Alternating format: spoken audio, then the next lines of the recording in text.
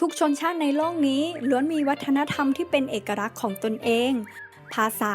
นับเป็นวัฒนธรรมอย่างหนึ่งที่ถ่ายทอดกันมาตั้งแต่รุ่นสู่รุ่นเพื่อบอกเล่าเรื่องราวของชนชาตินั้นๆให้คงอยู่ต่อไป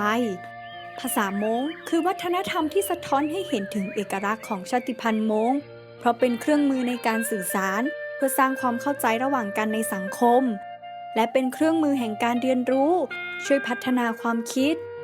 และสืบทอดวัฒนธรรมต่างๆของชาติพันธุ์ไม่ให้สูญหายไป ประเพณีที่ต้องใช้ภาษามงเป็นสื่อกลางในการถ่ายทอดความหมาย เช่น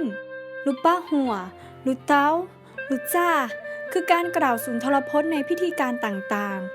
ๆ บทสวดคาถาต่างๆ บทเพลงในงานสมรส บทสวดในงานศพ แต่เนื่องด้วยชาติพันธุ์มงไม่มีประเทศเป็นของตนเอง เราอาศัยอยู่กระจัดกระจายในประเทศต่างๆ ทั้งในแถบเอเชีย อเมริกา ยุโรป และออสเตรเลีย จึงเป็นปัจจัยที่ทำให้อนุชนรุ่นหลังรับเอาวัฒนธรรมและประเพณีรวมถึงการใช้ภาษาของประเทศนั้นๆเป็นภาษาหลักรวมถึงการยืมคำจากภาษาต่างๆมาใช้ในภาษามง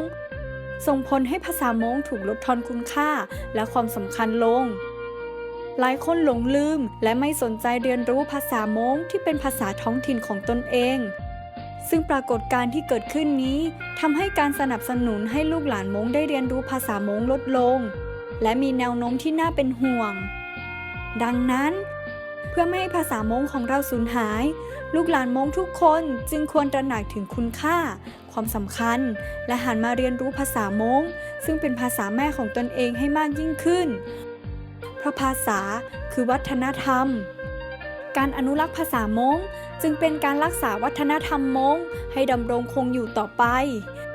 การอนุรักษ์ภาษามงจึงเป็นหน้าที่ของลูกหลานมงทุกคน